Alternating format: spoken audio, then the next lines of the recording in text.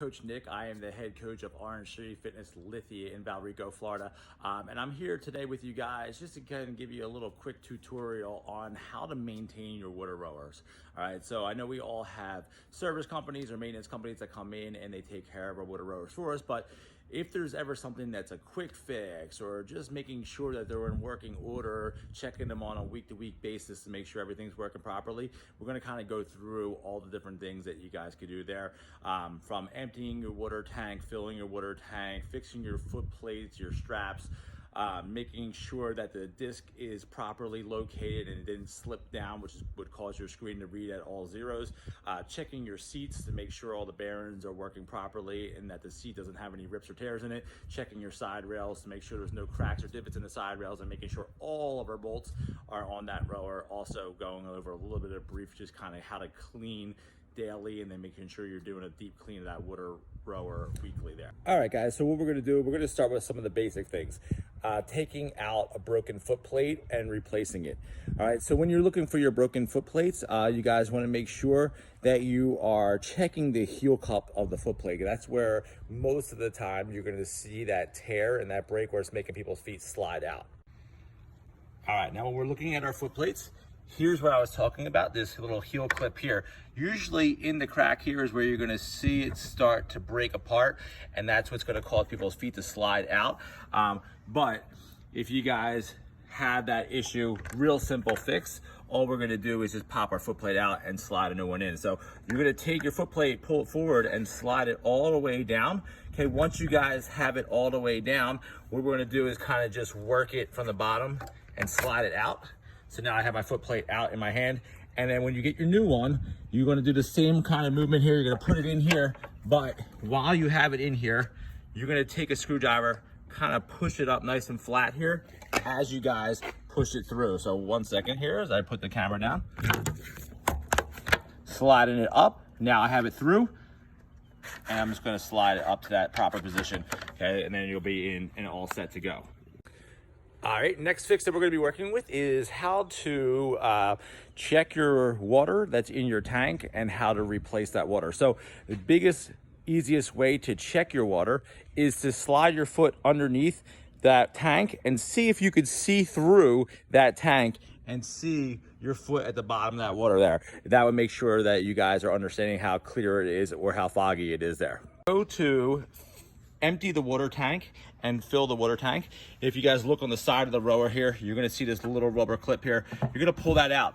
Right in there is gonna be the little plug here. And all you have to do is kind of move it back and forth and that plug comes right out. And then you guys can put water in or empty that water out. So the WaterRowers come with a little siphoning tool.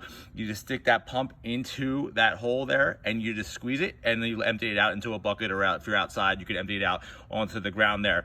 And then we'll just fill it back up there. You can put a hose in there. You can put something that, like a little pitcher or something that you could pour into it, and then just put that plug back in. Make sure it's nice and tight there, because when we tilt the WaterRowers up for cleaning or anything, we don't want it to spill out. And we're gonna put that plug right back in again. All right, so guys, for the water level, if you guys check it out right here, on the sticker, there is a WaterRower level gauge. All right, so you're gonna see that those numbers go from 13 up to 19 on that WaterRower, and that 19 is that maximum level, okay? Most WaterRowers are filled up to pretty much that maximum level. Mine's a little low right here. We're at 17, but we are on a slant as well, tilted down that way. So it might be a little bit lower right now than what it really is. So you always wanna make sure you're on a flat surface when you're checking that out and making sure that you have that, I would say, at least 17 working up towards that 19, that maximum level there.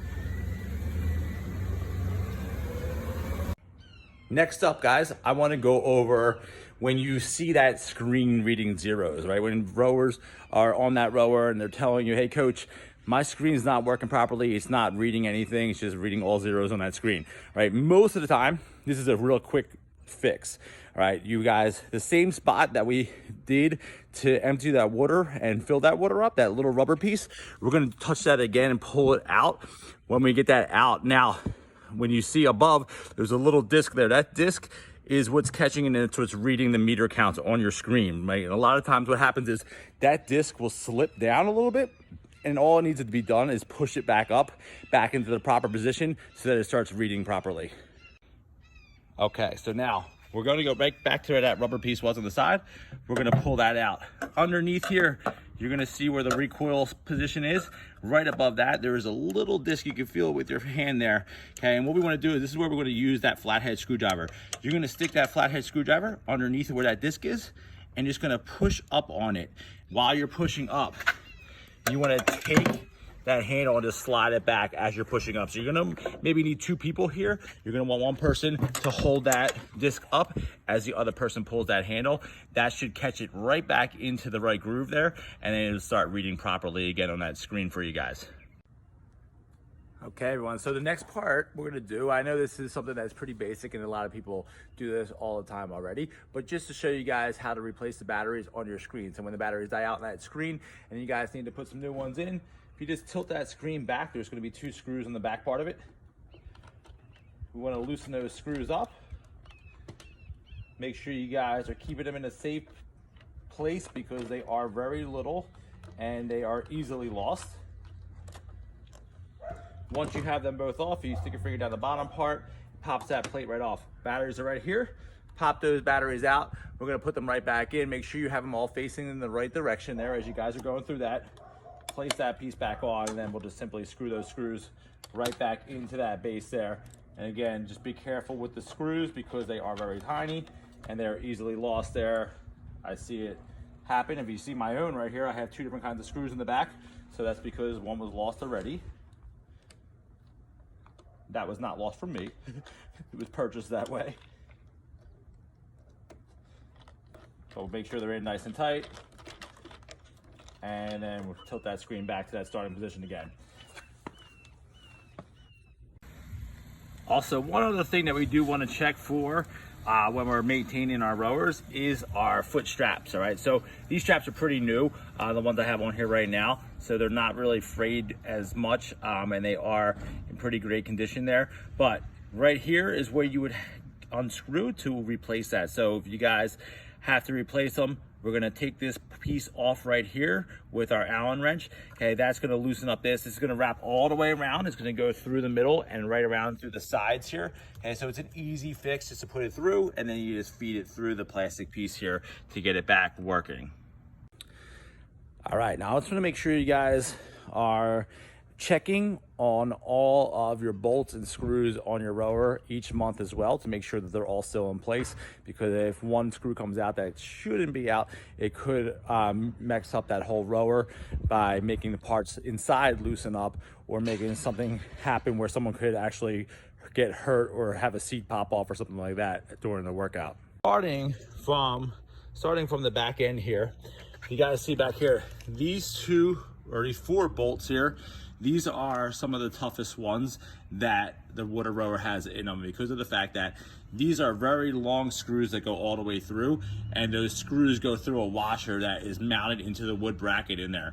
That washer falls out very easily if you unscrew these. So make sure if you unscrew these, you keep an eye out for that washer as you guys are opening up the inside part there.